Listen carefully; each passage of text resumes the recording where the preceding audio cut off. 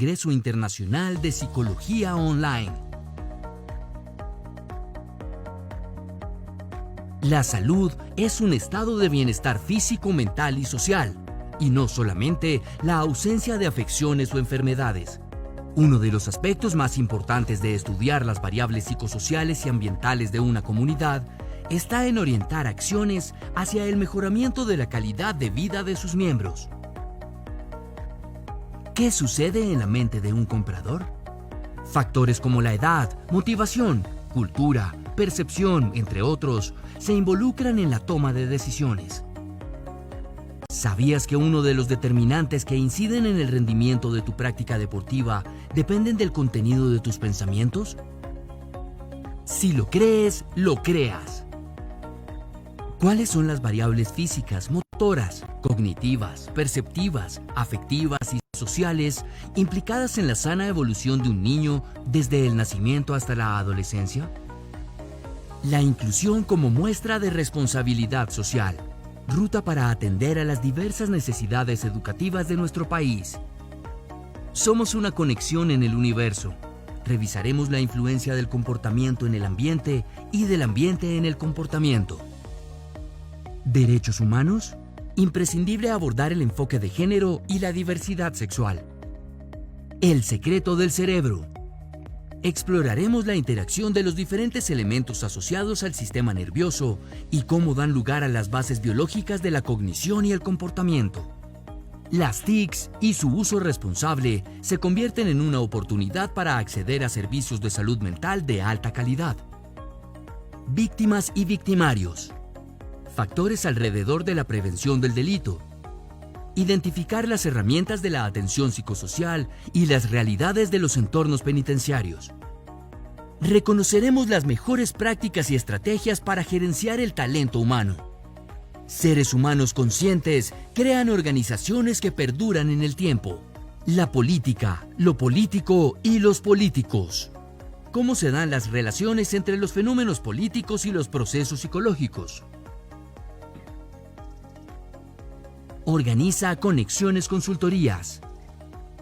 Partner académico Universidad del Bosque.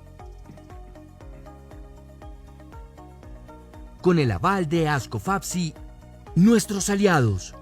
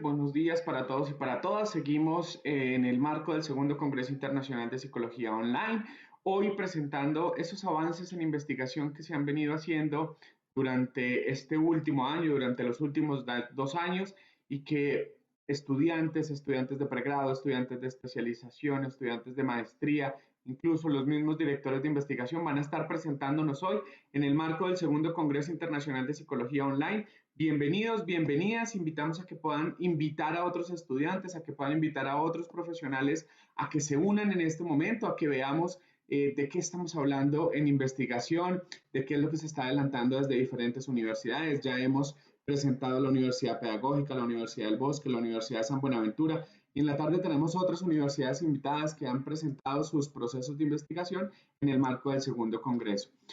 Bueno, voy a presentarles nuestro siguiente estudio: relación entre el nivel de riesgo, variables sociodemográficas y frecuencia de consumo universitario en universitarios con consumo de marihuana en los últimos 3 meses. Buenos días, bienvenidas. ¿Cómo estás, Laura? Laura, ¿cierto? Estoy con Laura. Sí, Laura, buenos días. bienvenida, buenos días. Bien.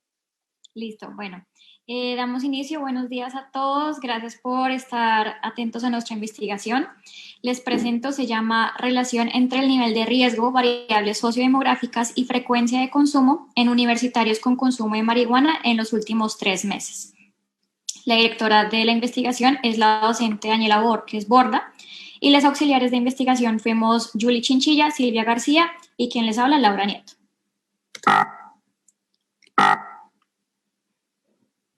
Listo, entonces para introducirlos un poco al tema, básicamente lo que tuvimos en cuenta es que se observa en recientes estudios del 2019 por la UNODC que en el año 2017 el 5.5% de la población mundial entre los 15 y 64 años reportaron haber consumido sustancias psicoactivas al menos una vez en su vida. De este número de la población se tuvo en cuenta que al menos 192 millones de personas habían reportado el consumo de cannabis. Esto se contrasta con los estudios que se ven en donde se menciona que el cannabis es la sustancia ilícita de mayor consumo en el mundo y se observa que de hecho sí es así. Este estudio se hizo con las personas que hubiesen reportado consumo entre los años 2015 y 2016. Por otra parte, la UDC en el 2017 refiere que en Colombia el consumo va en aumento gradual, en especial el consumo de marihuana. Esto se debe a que el mercado es cada vez más diverso, es decir, la facilidad con la que se accede a una sustancia psicoactiva y en especial a la marihuana está aumentando. La marihuana ocupa el primer lugar en fácil accesibilidad entre sustancias. La segunda es cocaína, después bazuco y después éxtasis en Colombia. Algunos factores que se asocian al consumo de sustancias en jóvenes universitarios pueden ser la modificación de redes de apoyo, la adaptación a nuevos entornos, como bien lo puede ser la universidad, y el manejo de emociones frente a exigencias académicas.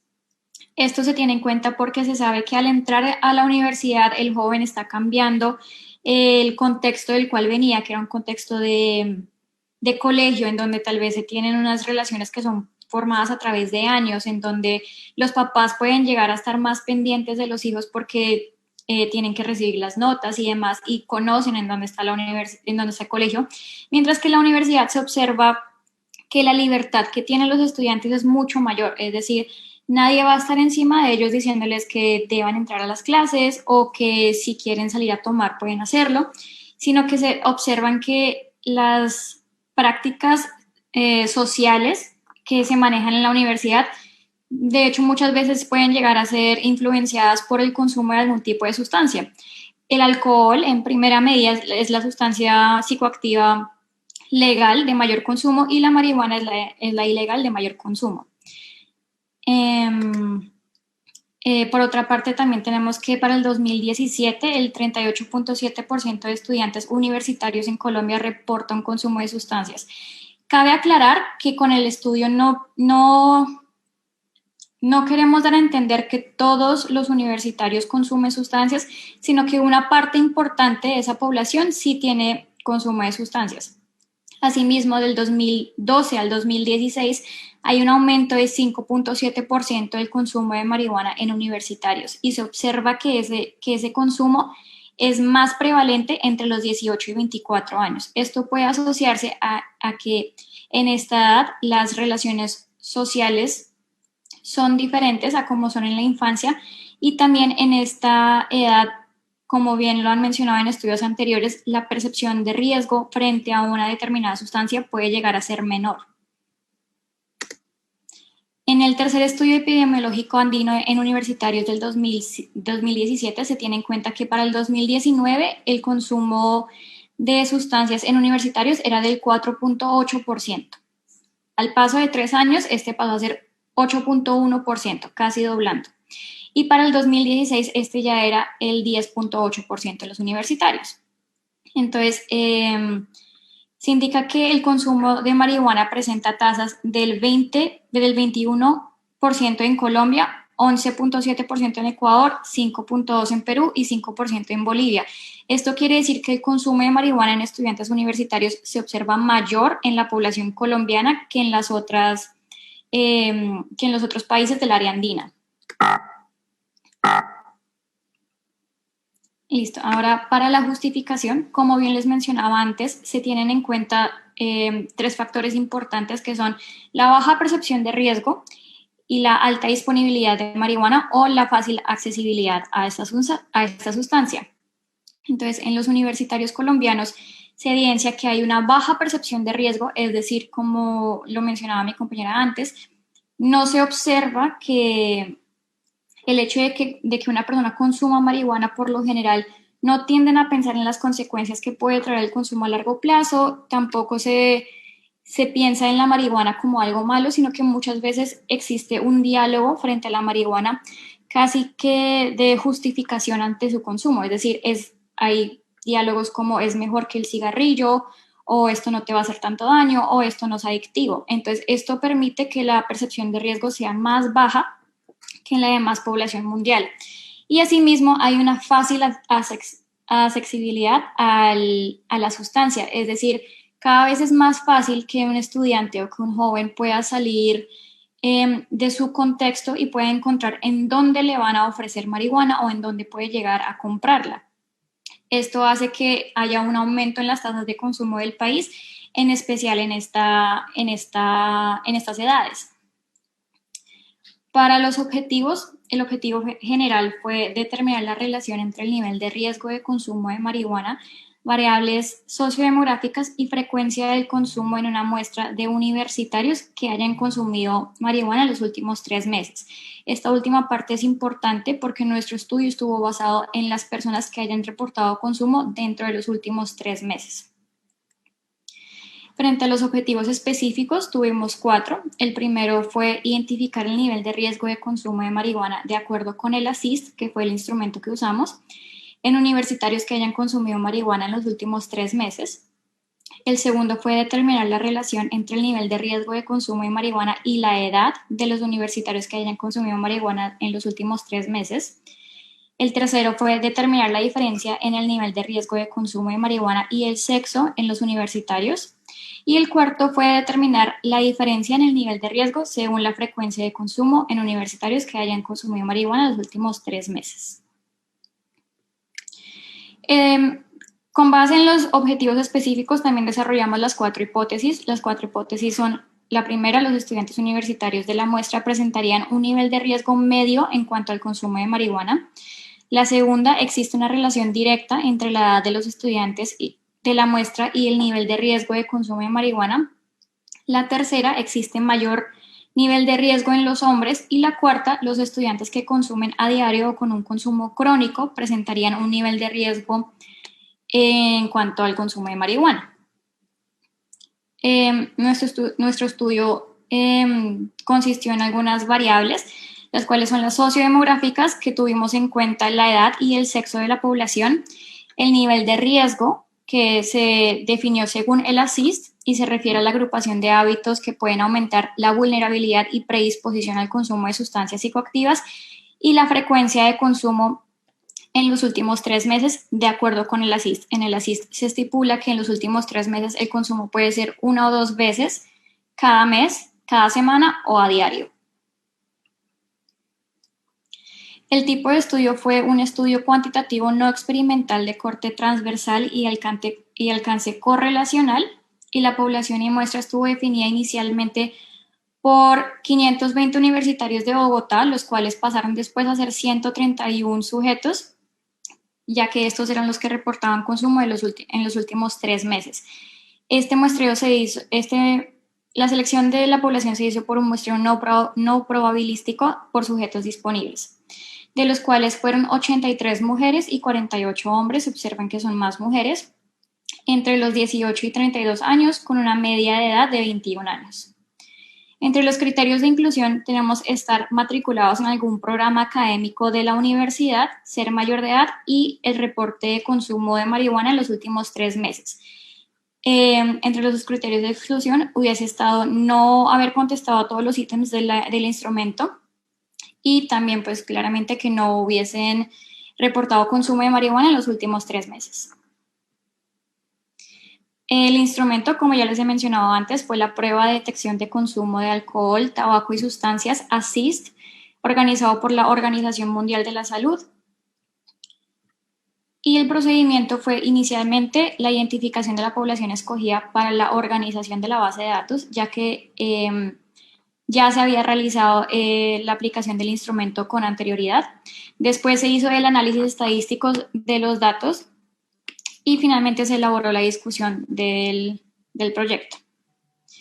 En cuanto a las consideraciones éticas, tuvimos en cuenta que según la resolución 8430 del 4 de octubre de 1993, esta investigación se clasificaba como una investigación con riesgo mínimo y la recolección de datos se llevó a cabo de manera anónima con el consentimiento informado de las personas que estuviesen participando en el estudio. Si en algún momento alguno de los participantes hubiese querido quedarse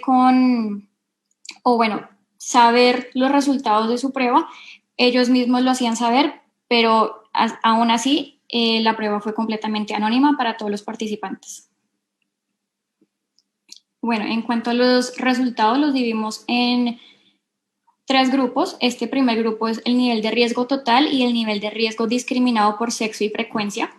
Entonces, en el nivel de riesgo total encontramos la información que básicamente respalda nuestras hipótesis, y era que la gran mayoría de la población que trabajó con nosotros habría estado en un nivel de riesgo medio, y este fue el 88.5% de la población, que fue un nivel de riesgo moderado. Después, el nivel de riesgo segmentado por sexo, se tuvo en cuenta que en cuanto a las mujeres, el 91.6% estuvo en un nivel de riesgo moderado, y en cuanto a los hombres, el 83.3% estuvo en un riesgo medio. Ahora, en cuanto al nivel de riesgo segmentado por frecuencia de consumo, se tiene en cuenta que los porcentajes de riesgo son mayores al presentarse un consumo más frecuente, es decir, cuando el consumo fue a diario, el nivel de riesgo se aumentaba. Cuando el consumo era más pausado o más ocasional, el nivel de riesgo llegaba a ser más bajo. En cuanto a la relación entre el nivel de riesgo de consumo de marihuana y la edad, no se evidenció una relación estadísticamente significativa teniendo estos resultados, es decir, no encontramos una significancia, sí, una relación estadísticamente significativa en cuanto al consumo de marihuana y la edad de las personas que tuvimos en cuenta para el estudio. También la diferencia en el nivel de riesgo de consumo de marihuana y el sexo, encontramos que existen diferencias estadísticamente significativas en los niveles por sexo, siendo esta mayor en hombres, como ya lo habíamos hablado en nuestras hipótesis. Y finalmente, tuvimos en cuenta la diferencia en el nivel de riesgo segmentado por la frecuencia de consumo y comparada por parejas de grupos. Aquí encontramos que existen diferencias estadísticamente significativas en el nivel de riesgo según la frecuencia de consumo. Las frecuencias pueden llegar a ser 1 o 2 veces cada mes, cada semana o a diario. también encontramos que en todos los casos de comparación existen diferencias, ya que la significancia es mayor a 0.05 y el mayor nivel de riesgo, como ya lo hemos venido hablando, definitivamente sí se encontraba en quienes consumían a diario, seguido por quienes consumían cada semana. Es decir, a mayor frecuencia de consumo se presentó mayor nivel de riesgo.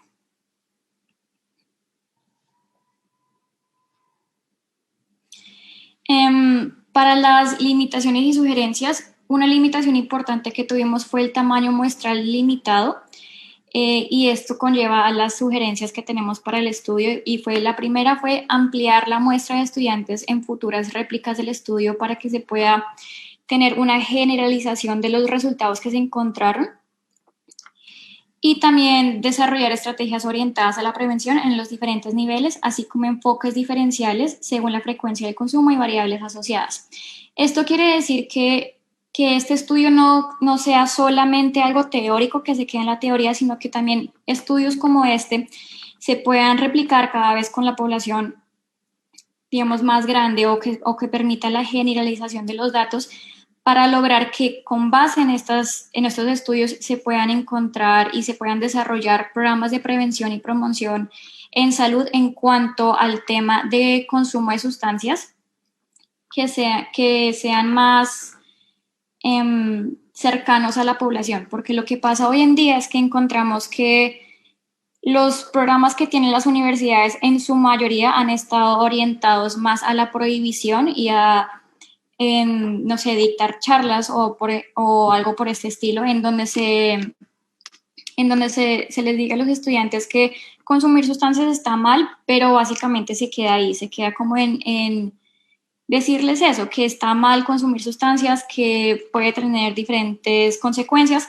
pero no hay nada más a partir de eso. Entonces, la idea de estos estudios es que se pueda volver casi que un programa individualizado, por lo menos teniendo en cuenta el contexto de los estudiantes, en donde se nos permita saber que, por ejemplo, yo no puedo darle la misma intervención a un grupo de estudiantes que no consumen y que nunca en su vida han consumido, y esa no puede ser la misma que le voy a dar a un grupo de estudiantes que consumen a diario para la prevención de consumo de sustancias o para tener en cuenta sus niveles de bienestar. No puede ser la misma porque el contexto no es el mismo y el grupo no es el mismo. Entonces, básicamente, si mi intervención está orientada a decirles que está mal lo que hacen, esa intervención casi que se pierde con el grupo de estudiantes que nunca en su vida han consumido o que no presentan un interés por el consumo. Y por otra parte, también se ha evidenciado que las personas que consumen requieren de una intervención más profunda y más especializada para poder llegar a, digamos, a no volver problemático el consumo y que el nivel de riesgo que presentan no se vuelva alto, sino que sea más bajo en cuanto a los estudios que se presentan. Entonces, lo ideal sería que las intervenciones que estamos presentando cojan estos resultados que presentamos aquí y tengan en cuenta las diferencias que pueden llegar a haber según el sexo, según la edad, también las diferencias que pueden llegar a presentarse si una persona es de determinada carrera o no, y todo esto que se haga sugerencia para los futuros estudios y con base en los resultados que salgan, que las personas puedan definir cuál vendría siendo la mejor intervención para este tipo de casos.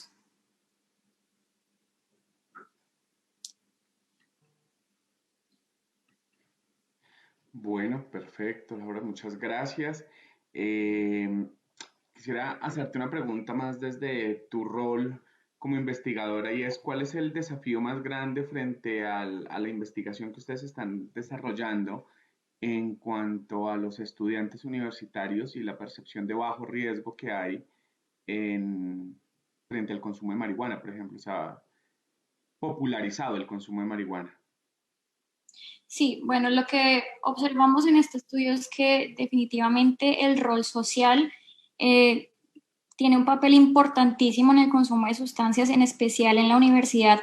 Entonces, diría yo que el desafío más grande cuando uno está como investigador es poder diferenciar las diferentes percepciones de riesgo, porque si bien no quiero decir que todos los universitarios tienen un bajo nivel de riesgo, porque no es así. Hay personas que, por ejemplo, dicen que no quieren consumir sustancias nunca en su vida y hay personas que dicen que consumir sustancias no tiene nada de malo. Entonces, diría yo que el desafío más grande tiene que ver con más hacia los mitos que hay hacia el consumo y que eso es muy individual, es decir, las creencias que tiene cada persona o la información que tiene cada persona hacia sus hábitos de consumo, como son tan diferentes, es muy difícil que uno como investigador o que uno como terapeuta o como persona que va a intervenir pueda aplicar una sola intervención para un grupo tan grande de personas. Bueno, pues interesante esto. Aquí dicen que muy interesante tu investigación, Mateo Villamizar. Daniela Borges dice, el llamado es a seguir investigando en consumo de spa y en fortalecer las herramientas de prevención e intervención. Pues bueno, gracias por esa investigación. Qué bueno que lo podamos presentar, que podamos socializar estos resultados en el marco de un congreso. Así que pues felicitaciones y la invitación a que continúen con esos procesos formativos que seguramente van a traer muy buenos resultados. Vale, muchísimas gracias y gracias por el espacio. Claro que sí. Para todos y todas las que están en este momento conectadas, les vamos a pedir conectados que nos volvemos a ver sobre las 2 de la tarde. Vamos a estar transmitiendo nuevas investigaciones sobre las 2:30 de la tarde. Está programado en la agenda. En la tarde vamos a tener 9 investigaciones más. Entonces, pues, la invitación es a que participen, a que inviten a otros estudiantes, a que nos demos el chance de conocer algo de esa investigación que se está haciendo en psicología. A todos y a todas ustedes, gracias por estar aquí. Camila Salas dice muy interesante, felicitaciones. Bueno, a todo el equipo que desde la Universidad del Bosque también está detrás de todo este ejercicio que estamos haciendo, Conexiones Consultorías, el octavo foro de guías de intervención. Gracias por hacer de este espacio académico un espacio para todos. Nos vemos después de las 2 de la tarde. Un abrazo, estén pendientes, activen sus notificaciones para que podamos acompañar al resto de los estudiantes de especialización, de pregrado y de maestría que están haciendo la presentación de sus investigaciones. Feliz tarde.